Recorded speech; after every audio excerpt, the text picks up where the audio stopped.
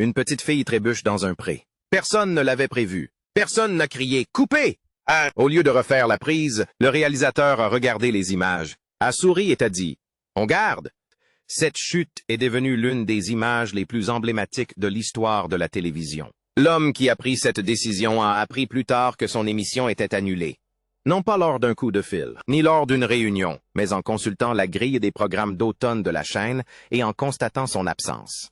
Fou de rage. Il intégra une explosion au scénario, réunit une dernière fois l'équipe et fit littéralement exploser toute la ville devant la caméra. Entre ces deux moments, une simple conversation sur ce même plateau, entre deux hommes qui tuaient le temps entre deux prises, donna naissance par hasard à la technologie de caméra qui allait révolutionner la façon dont le monde entier regarde le sport en direct. Brown a décrit plus tard la genèse de cette idée dans des interviews. Tout a commencé sur le plateau de La Petite Maison dans la Prairie. En 1974, une série familiale sur des pionniers, jugée trop démodée pour son époque, rejetée par la critique, à peine prise en compte par sa propre chaîne, et pourtant, elle est devenue l'une des séries télévisées les plus regardées de l'histoire. Voici train de faits étranges, surprenants et absolument hallucinants sur La Petite Maison dans la Prairie. Des faits qui prouvent que la Prairie n'était absolument pas comme vous l'imaginiez. Quelle est l'une des images les plus emblématiques des 9 saisons de La Petite Maison dans la Prairie? Ni des adieux larmoyants, ni une tempête dramatique. On y voit une fillette de 3 ans, les bras tendus, trébuchant dans une prairie de fleurs sauvages, tombant sans se rendre compte de la présence de la caméra, une image gravée à jamais dans la mémoire de tous ceux qui ont regardé cette série. Voici la scène dont personne ne parle. Elle n'a jamais été écrite, jamais mise en scène, et n'aurait jamais dû figurer au montage final. Carrie Less a tout simplement trébuché. L'équipe a assisté à la scène et Michael Landon, acteur principal, réalisateur, scénariste, producteur, celui qui contrôlait chaque image de cette production, a visionné les images et a décidé que la scène était trop spontanée pour être refaite. Il l'a donc conservée. Un faux pas imprévu d'une petite fille coiffée d'un bonnet est devenu le cœur émotionnel de l'une des séries dramatiques les plus longues de l'histoire de la télévision américaine. Tout le spectacle en un seul instant accidentel. Après près de 10 ans d'antenne, La Petite Maison dans la Prairie a tout simplement disparu de la grille des programmes d'automne de NBC. Sans aucune explication, sans aucun coup de fil. Michael Landon, l'homme qui avait écrit, réalisé, produit et interprété la série, a appris son annulation comme n'importe quel inconnu, en consultant la grille et en constatant l'absence de son émission. Melissa Gilbert, qui incarnait Laura Engel, a décrit ce que cela signifiait. « Je savais qu'il voulait tout détruire, tellement il était furieux que NBC ne l'ait jamais appelé pour lui annoncer l'annulation officielle de la série. Après 10 ans de La Petite Maison dans la Prairie et des années de Bonanza, c'était un véritable manque de respect. En réponse, Landon a intégré des explosions dans le scénario du téléfilm final. Il a posé les charges, réuni les acteurs et fait exploser la ville fictive de Walnut Grove devant la caméra. Tous les bâtiments ont disparu. Entre deux prises d'un épisode ordinaire de La Petite Maison dans la Prairie, 2 hommes tuaient le temps sur le plateau de Simi Valley. L'un était Garrett Brown, l'inventeur du Steadicam. L'autre était Merlin Olsen, ancien joueur de ligne défensive de la NFL devenu acteur. Olsen mentionna nonchalamment que la couverture médiatique du football américain l'avait toujours agacé. Les caméras fixes ne permettaient pas aux spectateurs de se faire une idée précise de la vitesse et du mouvement du jeu. Brown en a tenu compte. De retour chez lui, il a conçu un système entièrement nouveau. Une caméra hydraulique flottante, suspendue au-dessus du terrain et capable de pivoter à 360 degrés dans toutes les directions. Il l'a baptisé Skycam. Olsen a participé au test des premiers prototypes. Brown a raconté plus tard en interview comment cette conversation sur le plateau de La Petite Maison dans la Prairie avait été à l'origine de toute l'idée. La technologie a fait sa première apparition à la télévision lors d'un match de pré-saison de la NFL en 1984. Aujourd'hui, elle est présente au-dessus de la quasi-totalité des grands stades du monde. La caméra qui révolutionne notre façon de regarder le sport en direct est née d'une simple conversation dans la prairie. Pensez-y la prochaine fois que vous regarderez un Super Bowl. Skycam est né d'une conversation avec Merlin Olsen, le joueur de football américain qui avait un rôle costumé dans La Petite Maison dans la Prairie. Dans l'une des scènes les plus marquantes de la série, Allison Argram, qui incarne Nellie Olsen en fauteuil roulant, est poussée du haut d'une pente abrupte par Melissa Gilbert. La terreur sur son visage est d'un réalisme saisissant, et pour cause. Arn Grimm s'était déjà cassé le poignet lors d'un accident de skateboard avant le tournage. Son poignet était encore plâtré et douloureux lorsqu'elle est arrivée pour cette cascade. Puis, Amy Pent, un membre de l'équipe, lui a discrètement annoncé que la corde de sécurité retenant le fauteuil roulant avait cassé. Les téléspectateurs ont alors vu Arn Grimm, une enfant avec un poignet fracturé, vêtue d'un costume victorien, dévaler la pente sous la chaleur accablante de l'été californien. Sans aucune sécurité, hurlant de douleur.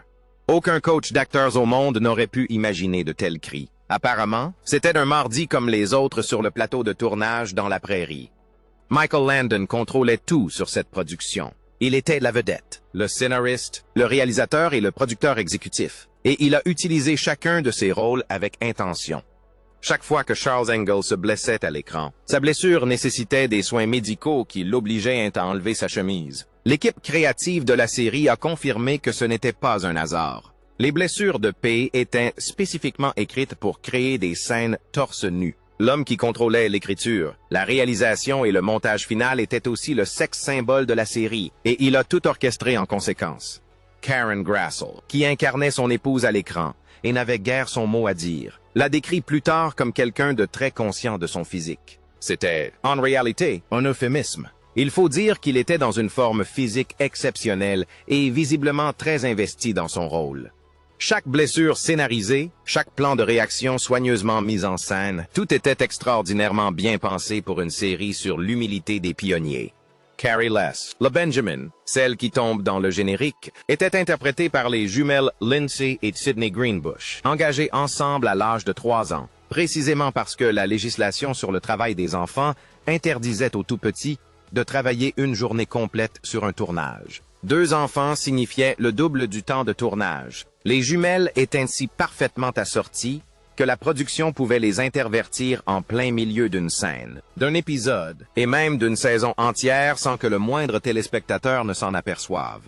Dans l'épisode intitulé « Petite fille perdue », cet échange s'est produit de la manière la plus littérale qui soit. Lindsay l'a confirmé plus tard dans une interview, avec une satisfaction qui semblait sincère. « C'est moi qui suis tombé dans le puits », a ajouté Sydney en riant, « et c'est moi qui en suis ressorti. » Des millions de téléspectateurs ont regardé ce qu'ils croyaient être une seule et même scène. C'était 2 personnes totalement différentes. Personne n'a sourcillé. Personne n'a posé de questions. Ce changement de stratégie, qui définit à lui seul toute la stratégie de casting, s'est déroulé dans un épisode parfait. Michael Landon mesurait 1,75 mètres. Une taille tout à fait respectable, mais pas tout à fait conforme à l'image de trappeur imposant et robuste que la série exigeait. Il avait trouvé une solution et il l'utilisait constamment. Selon plusieurs sources, Landon gagnait 10 cm grâce à des bottes sur mesure. Mais même cela ne suffisait parfois pas. Sur les tournages en extérieur, il était fréquemment placé sur des échelles, des escaliers ou de petits monticules de terre soigneusement aménagés juste avant le début du tournage, afin de paraître plus grand que ses partenaires dans chaque plan large. Allison Argrim, qui ne laissait jamais passer un bon détail, l'a relaté dans ses mémoires avec sa précision habituelle. Il a tout fait, sauf creuser un trou pour que nous autres y prenions place. Chaque image de Charles Engels se dressant fièrement sur l'immensité de la frontière américaine, patriarche inébranlable des plaines, était en quelque sorte une mise en scène. La dignité des pionniers s'acquiert grâce à une petite colline et de très hautes bottes.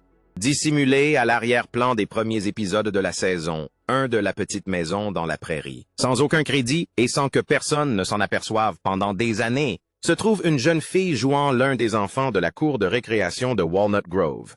Il s'appelle Sean Penn, le même Sean Penn qui a remporté 2 fois l'Oscar du meilleur acteur pour Mystic River en 2003 et Milk en 2008. À l'époque de son apparition dans La Petite Maison dans la Prairie, il était un adolescent qui faisait de la figuration dans un ranch de la vallée de Seami, complètement anonyme, sans texte ni temps d'écran à son actif. Il ne l'a jamais mentionné publiquement. La production ne l'a jamais signalé. Pendant des années, ce détail est resté un secret que seuls les téléspectateurs les plus attentifs découvraient par hasard. C'est qui, compte tenu de tout le reste de la série, paraît tout à fait approprié. La chevelure de Michael Landon était sans doute aussi reconnaissable que lui. Épaisse, impeccablement coiffée, le genre de coiffure qu'on retrouve sur les couvertures de magazines de télévision.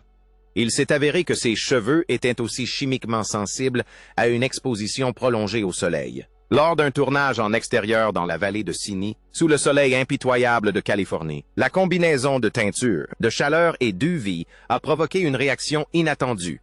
La célèbre chevelure de Pingle est devenue violette. Pas une légère différence de couleur, ni un roux flamboyant. Le tournage de La petite maison dans la prairie, la série américaine la plus saine, religieuse et familiale, a été interrompu le temps qu'une équipe de coiffeurs d'urgence intervienne sur place. Il est fort probable que ce soit la seule production télévisée de l'histoire à avoir été retardée à cause d'un changement de couleur de cheveux de l'acteur principal en extérieur. Il s'avère que The Frontier était véritablement impitoyable envers la chimie des morts. Laura Ingalls et Almanzo Wilder forment l'un des couples les plus appréciés de toute la série. Les fans ont attendu des saisons entières pour voir leur histoire d'amour se développer. L'épisode de leur mariage a attiré des audiences colossales. Leur relation reste l'une des intrigues les plus émouvantes de la série. À l'époque du tournage, la production a diffusé une note interne exprimant sa vive inquiétude quant au manque d'alchimie entre les deux acteurs principaux à l'écran. La raison était simple.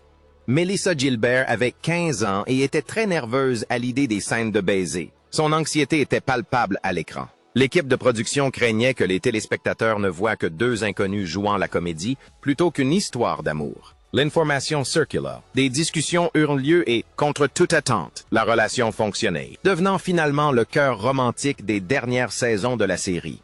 Le mémo existe toujours. L'épisode du mariage existe toujours. Ce sont deux documents intéressants. L'identité visuelle complète de la petite maison dans la prairie, les vastes prairies, les collines dorées, le ciel infini de la frontière, a été filmé dans un seul lieu à Siami Valley, en Californie.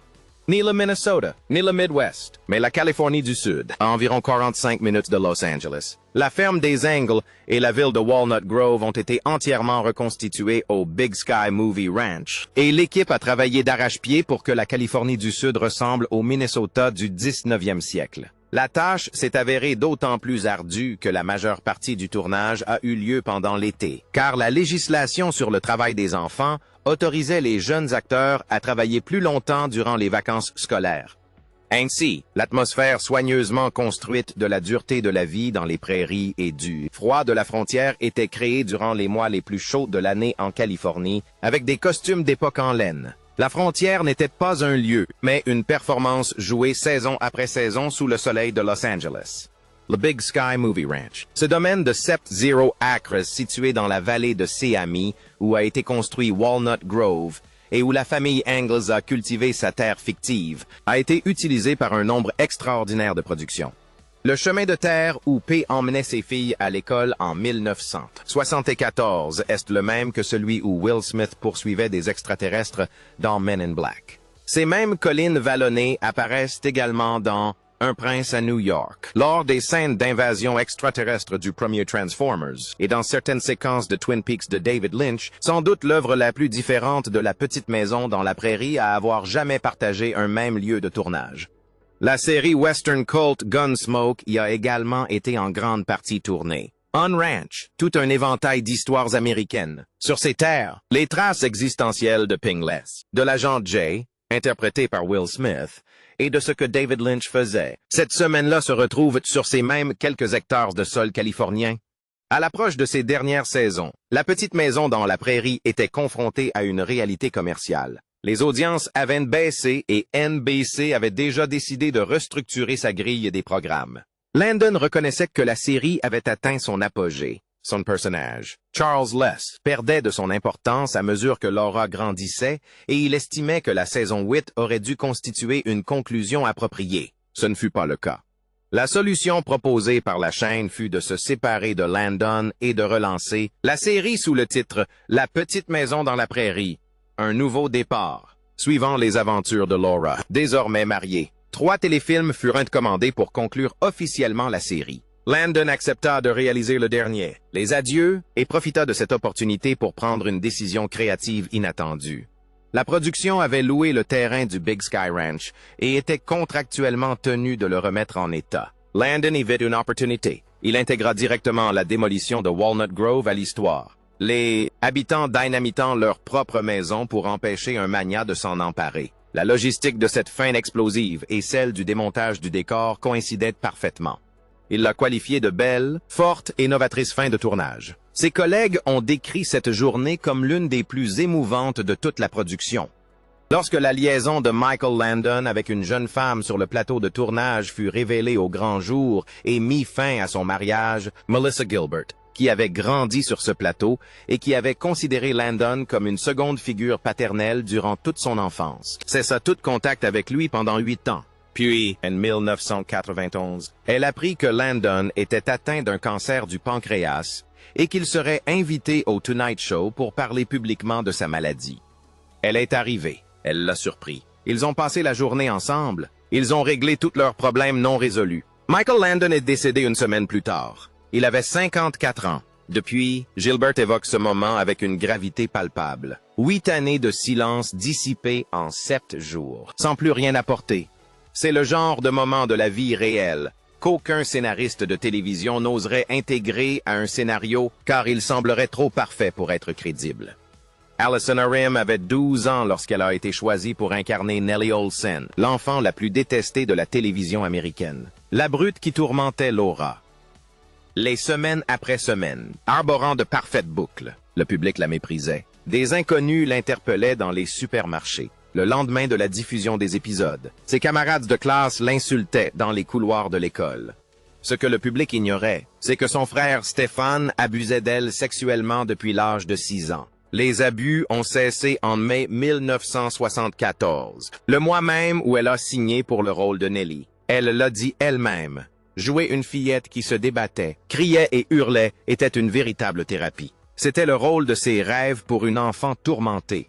Elle n'avait pas d'autre moyen de s'exprimer. Le plateau de La Petite Maison dans la Prairie, la série américaine la plus axée sur les valeurs familiales, était son seul véritable refuge. Depuis, elle utilise sa notoriété, acquise grâce à son personnage de Nellie Olsen, pour faire pression sur les législateurs des États afin d'obtenir des lois plus strictes en matière de protection de l'enfance. La méchante la plus célèbre du petit écran est devenue l'une des défenseurs les plus inattendues des enfants. Karen Grassley a incarné Caroline Ma pendant 8 saisons. La femme de principe, chaleureuse et morale, pilier de la famille Engle, celle vers qui les personnages se tournaient lorsque le monde leur paraissait trop difficile. Elle incarnait la force tranquille des pionniers dans pratiquement toutes les scènes où elle apparaissait. Pendant une grande partie de cette période, elle luttait en secret contre un grave alcoolisme. Dans ses mémoires, Bright Lights, Prairie Dust, Grassley décrit comment elle arrivait chaque jour sur le plateau avec une terrible gueule de bois, se reprenait, se concentrait pendant tout le tournage. Puis, au moment où le réalisateur criait « Stop !», prenait un verre sur la table des accessoires ou rentrait directement chez elle pour recommencer. Elle pensait maîtriser la situation puisqu'elle continuait à apparaître et à travailler. Elle a arrêté de boire en 1977, au milieu de la diffusion de la série. Celle que l'Amérique considérait comme un modèle de dignité et de droiture morale durant les années les plus populaires de la série menait en secret l'un des combats personnels les plus difficiles de sa vie, loin des projecteurs. Au début des années 1980, Michael Landon, marié et interprète du mari le plus dévoué de la télévision, le pilier moral des programmes familiaux américains, a commencé à raconter avec enthousiasme aux membres de l'équipe et aux acteurs qu'un complément alimentaire naturel qu'il prenait avait fait des merveilles pour sa libido. Il en a parlé à plusieurs reprises à différentes personnes, apparemment sans ironie. La situation a rapidement été éclaircie. Landon avait entamé une liaison avec Cindy Clerico, une jeune femme qui travaillait comme doublure sur le tournage. Elle avait 18 ans lorsqu'ils se sont rencontrés, soit plus de 10 ans de moins que lui. Elle avait 21 ans lorsque leur relation a éclaté au grand jour et a mis fin à son mariage. Ils se marièrent plus tard et restèrent ensemble jusqu'à la mort de ce dernier en 1991. Karen Grassell avait été invitée chez les Landon. Elle connaissait personnellement son épouse. Depuis, elle a confié, à voix basse, « J'ai pensé à ses enfants. Il y en avait 3 encore à la maison, plus jeunes que Cindy. » Rétrospectivement, les discussions sur le supplément révèlent une ironie dramatique assez particulière. À l'écran, les sœurs Engle étaient dévouées l'une à l'autre comme seules les fratries de la télévision peuvent l'être. D'un soutien indéfectible, elles se pardonnaient sans cesse. Dans la vie de tous les jours, c'était une toute autre histoire.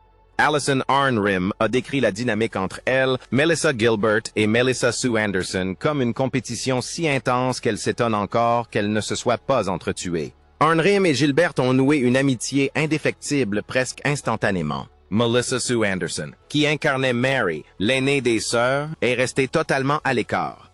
Sa mère était, paraît-il, tellement protectrice sur le plateau qu'il était pratiquement impossible de nouer une véritable relation avec l'actrice. Les autres membres de la distribution ont pour la plupart renoncé à essayer. Gilbert, confiant ouvertement à Arngrim à l'époque, avait déclaré à propos d'Anderson, « Quoi que vous fassiez, méfiez-vous de Melissa Sue Anderson. Elle est très dangereuse. Elle est maléfique et je la déteste. » Anderson n'a jamais répondu directement à ces allégations. Les trois femmes ont incarné les sœurs les plus proches de la télévision pendant près d'une décennie, tout en se supportant à peine de la vie générale. Allison Arngrim a raconté de nombreux détails surprenants concernant le succès international de la série au fil des ans, mais une histoire l'a particulièrement sidérée lorsqu'elle l'a entendue pour la première fois, et elle n'a jamais cessé de la trouver étrange. Elle raconte que Jane Meadows, l'épouse du comédien Steve Allen, une personne qui, d'après ses dires, connaissait tout le monde, lui a confié que La Petite Maison dans la Prairie était l'émission de télévision préférée de Saddam Hussein. Arngrim a pris soin de présenter les faits comme une simple anecdote rapportée de seconde main, mais elle ne s'est jamais rétractée. Sa réponse, donnée dans de nombreuses interviews jusqu'à aujourd'hui, reste pour elle un mystère. Comment des gens en Irak, en Iran et en Indonésie peuvent-ils être fascinés par une bande de blonds courants dans des chariots bâchés? L'émission a été diffusée dans plus de 100 pays et a connu une rediffusion continue dans plus de 30 nations pendant des décennies. L'explication d'Arngrim quant à son succès était simple. La situation des Angles trouvait un écho universel. Pauvres, dépendants de la terre, luttant contre une classe dirigeante fortunée, ils espéraient un jour pouvoir offrir un peu de confort à leurs enfants. Cela se traduit apparemment dans toutes les langues du monde. Karen Grassel a parlé avec prudence mais clarté de ce à quoi ressemblait sa collaboration avec Michael Landon une fois que leur relation professionnelle s'est détériorée. Dans ses mémoires et lors d'entretiens ultérieurs, elle a décrit comment Landon lançait régulièrement des blagues grossières et sexistes à ses dépens, devant les acteurs, les membres de l'équipe et toute personne présente sur le plateau à l'époque. Son humour était mordant. Il était, comme elle l'a reconnu, très intelligent. S'il voulait vous atteindre, vous n'y alliez pas de main morte. Elle a confié à Fox News qu'il était très intelligent. Grassel est restée silencieuse pendant des années. Elle a choisi, comme elle l'a expliqué, d'être la gentille fille, de jouer son rôle et d'espérer. Elle travaillait à la télévision dans les années 1970, dans une production où son partenaire était également son producteur exécutif. Depuis, elle lui a pardonné, a fait la paix avec lui avant sa mort, et a porté un regard nuancé sur lui, reconnaissant à la fois son talent et l'atmosphère qu'il avait créée. C'était une personne incroyablement talentueuse et aux multiples talents, a-t-elle déclaré. Il était aussi extrêmement fort et portait le poids de l'émission sur ses épaules. Les deux étaient vrais simultanément. À la fin de la première saison de La Petite Maison dans la Prairie, la série était un véritable succès commercial. Les audiences étaient excellentes et le public l'avait totalement adopté. Karen Grassel, qui incarnait le cœur émotionnel de la série, a demandé à Michael Landon, avant la saison 2, un salaire à la hauteur de son rôle de co-vedette dans une série à succès. Landon a refusé. Son raisonnement lui était directement adressé. Le personnage de Caroline n'était pas assez populaire auprès des téléspectateurs et, par conséquent, sa rémunération devait en tenir compte. Concrètement, cela signifiait aligner son salaire sur celui des jeunes acteurs de la série. Gracal a déclaré: « Je me suis senti insulté en tant que sa partenaire dans une série à succès. Je ne voulais exploiter personne, mais j'attendais un salaire équitable. » Ce refus a durablement altéré l'atmosphère entre elles. Elle a finalement obtenu un meilleur contrat, mais a reconnu avoir payé un lourd tribut personnel à chaque étape de ses négociations. Elle a quitté la série après la saison 8. Catherine McGregor, l'actrice qui incarnait l'insupportable Harriet Olsen, la snob incarnée et véritable fléau social de Walnut Grove, était, de la vie générale, une personne d'une grande chaleur humaine hors caméra. Elle était aussi, selon les mémoires d'Allison Arngrim, une source intarissable et créative de troubles de l'humeur. McGregor avait des idées bien arrêtées sur la façon dont les scènes devaient être jouées, et pas seulement les siennes. Elle se disputait avec les réalisateurs au sujet de la mise en scène et du rythme. Elle donnait des indications spontanées à ses collègues acteurs en plein milieu d'une prise. Elle s'immisçait dans les décisions artistiques qui n'avaient aucun lien avec son personnage ou l'intrigue. L'équipe de production trouvait cette situation constamment problématique. Les jeunes acteurs, en revanche, l'adoraient. Entre les prises, ils se pressaient autour d'elle, s'imprégnant de son énergie et de son expérience théâtrale. Elle était la doyenne officieuse de la troupe, chérie des jeunes comédiens et discrètement épuisante pour l'équipe technique. On comprend vite que le besoin de Harriet Olsen de tout contrôler n'était pas entièrement prévu au scénario. Ed Finlay était le producteur exécutif qui a acquis les droits des livres de Laura Ingalls Wilder, a présenté le concept à NBC et a mis sur pied la production originale. Sans Louis, cette série n'existerait pas. Michael Landon a été engagé comme vedette. Au fil du développement du pilote et des premières saisons, son implication s'est intensifiée, englobant l'écriture, la réalisation, la production et, finalement, une quasi-totale liberté créative. Friendly et Landon s'opposaient sur presque tout. Le degré d'authenticité de la série vis-à-vis de la frontière, la fidélité avec laquelle elle devait suivre les livres sources, et même si Charley devait avoir une barbe. À chaque décision importante, NBC a pris parti pour Landon. Au moment du lancement officiel de la série en 1974, Friendly n'était plus qu'un associé silencieux, comme le décrivent les témoignages de l'époque. Celui qui avait bâti la série à partir de rien a vu un autre en hériter entièrement. Il ne lui a jamais pardonné publiquement. Dans une interview accordée à People en 1974, il a prononcé ce qui reste l'un des jugements créatifs les plus pertinents de l'histoire de la télévision. Une phrase que nous analyserons dans le point suivant. Ed Friendly n'a pas accepté sans broncher la perte de sa propre production. Dans une interview accordée au magazine People en 1974, il a livré son analyse de ce qu'était devenu sa vision originale en des termes qui restent d'une actualité brûlante. J'ai rebaptisé la série « À quel point ma prairie est-elle prospère ?» Ces griefs précis ont été détaillés. Un cadre de NBC aurait déclaré que montrer la famille Engle vivant dans une maison en terre était déprimant. La famille a été relogée dans une maison à Ossature-Bois. On leur a offert des chaussures et leurs conditions de vie ont été globalement améliorées. Friendly fit remarquer que les Engles possédaient désormais tout, sauf une Cadillac. Il affirma également sans embâge que Landon n'avait rien à faire comme scénariste ou producteur. Il convient de préciser que la série a finalement redressé la barre au fil des saisons. Les Engles perdirent leur ferme et déménagèrent à Woka, retrouvant ainsi les difficultés que Friendly avait toujours souhaitées. Mais l'inversion des terres à ses débuts a, à tous égards, rendu le 19e siècle bien plus confortable que celui décrit par Laura Ingalls Wilder. Lorsque Michael Landon a présenté La petite maison dans la prairie à NBC, au début des années 1970, la chaîne n'a pas accueilli le projet avec enthousiasme. Selon des témoignages, les dirigeants se sont montrés ouvertement hésitants. La série représentait un style de drame familial dont la télévision s'éloignait progressivement. L'atmosphère nostalgique était telle que les dirigeants de la chaîne y voyaient un handicap commercial plutôt qu'un atout. NBC n'accepta dans un premier temps qu'un téléfilm pilote de 2 heures. Si celui-ci rencontrait le succès escompté, la question d'une série complète serait abordée. Aucun engagement initial, aucun investissement à long terme. L'avenir même de la série reposait sur une seule condition. Prouver que ça marche, et on verra le reste. La même chaîne qui n'a pas voulu s'engager sans test préalable est celle qui a fini par annuler la série en oubliant de contacter le diffuseur. Entre ces deux moments, 9 saisons, près de 200 épisodes, des centaines de millions de téléspectateurs dans plus de 100 pays et une rediffusion continue pendant 4 décennies. Dans ce cas précis, le jugement de NBC n'était pas des plus judicieux.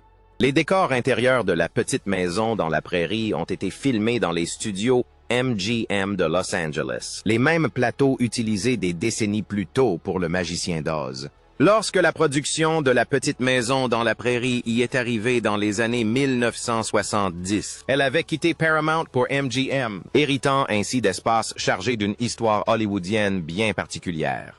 Les plateaux de tournage où Dorothy Gale fit ses premiers pas en Technicolor, où la route de briques jaunes fut construite dans la cité d'Émeraude, furent finalement réaménagés pour abriter l'intérieur simple en bois de la maison familiale des Engles, dans l'ouest du Minnesota. 2 des récits les plus émouvants du cinéma américain, séparés par des décennies, se trouvaient ainsi au même endroit. Le sol de la cuisine des Engles avait autrefois été orné de souliers rouges. C'est le genre de décor hollywoodien qu'une fois connu, il devient très difficile d'ignorer. Lorsque NBC a commandé La petite maison dans la prairie en 1973, les dirigeants de la chaîne eux-mêmes en doutaient ouvertement.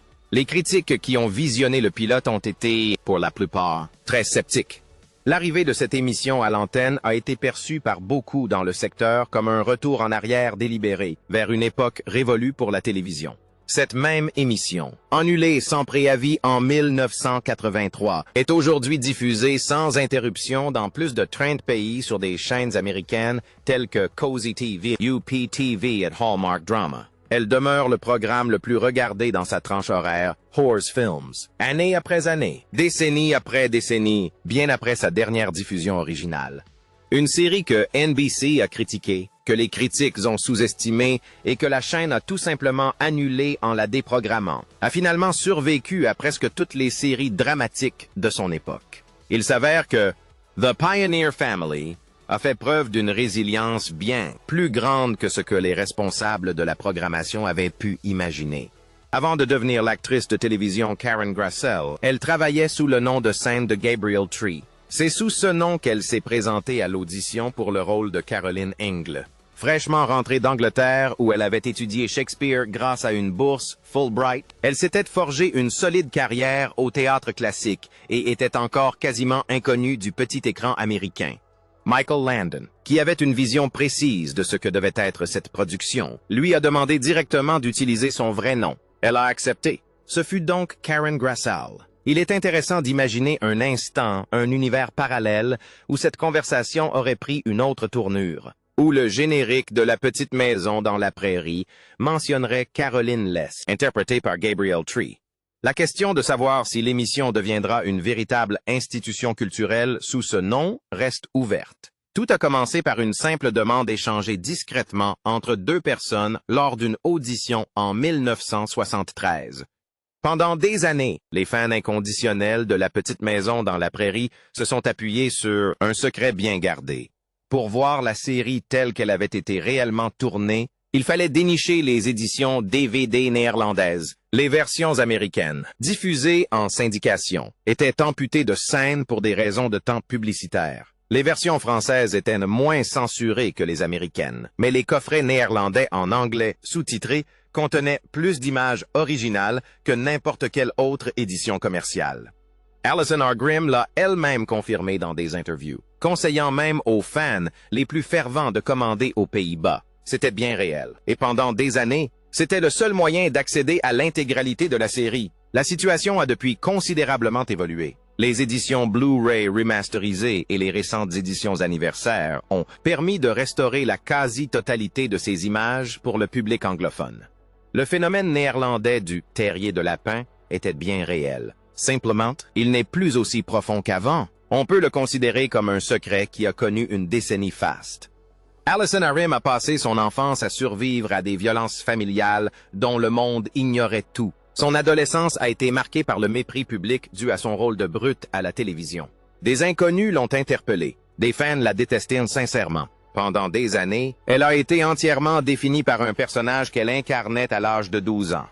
Finalement, elle prit une décision. Si le monde était déterminé à associer son nom à Nellie Oleson pour toujours, elle utiliserait cette association à son avantage. Elle créa un spectacle d'humour solo, Confessions of a Prairie, qui fit le tour du monde, afficha complète à New York, Los Angeles et dans le sud de la France, et lui offrit une visibilité inédite.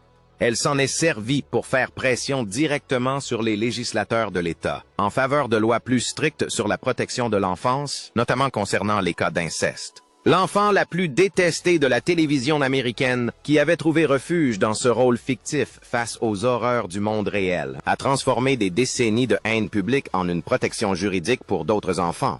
Le cercle complet est presque trop parfait pour être cru, mais il est pourtant parfaitement vrai.